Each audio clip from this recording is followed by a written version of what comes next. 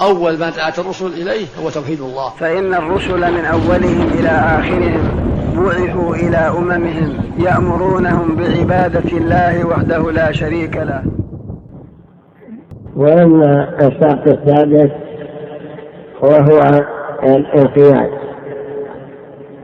ومعناه الامتثال. الانقياد أن يكون منقادا لأوامر الله تعالى غير متلاعثم غير متردد.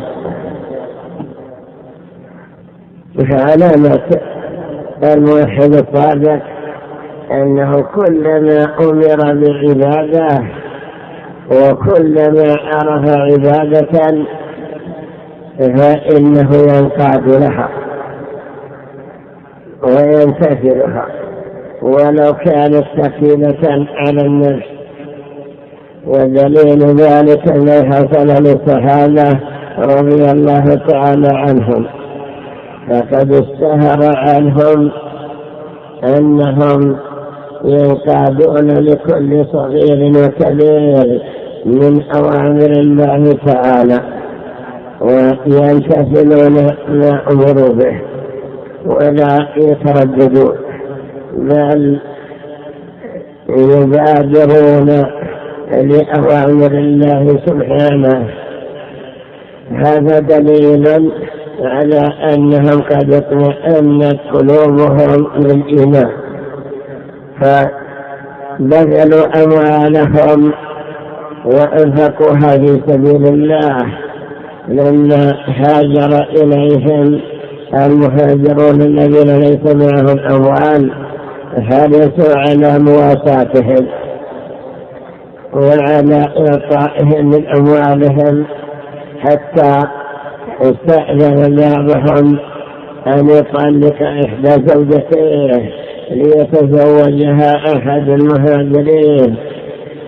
وكذلك يقولون اقسم أموالنا بيننا وبين إخواننا المهاجرين. كذلك أيضا من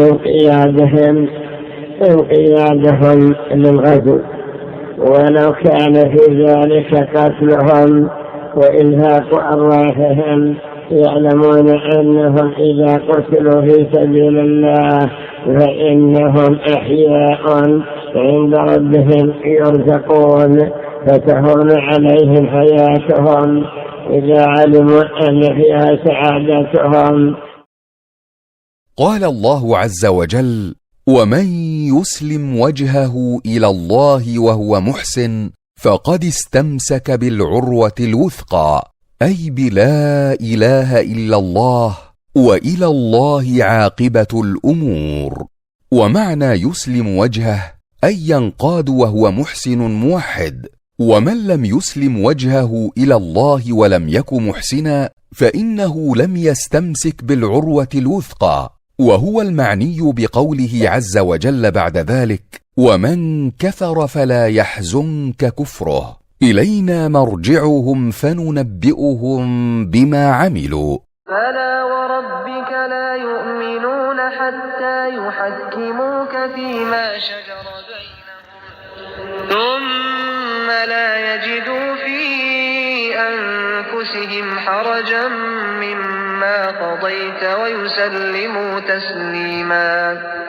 عن أبي محمد عبد الله بن عمرو بن العاص رضي الله عنه قال: قال رسول الله صلى الله عليه وعلى آله وسلم: لا يؤمن أحدكم حتى يكون هواه تبعا لما جئت به.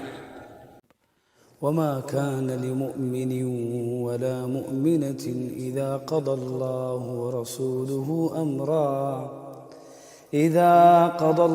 ورسوله أمرا أن يكون لهم الخيرة من أمرهم، ومن يعص الله ورسوله فقد ضل ضلالا مبينا.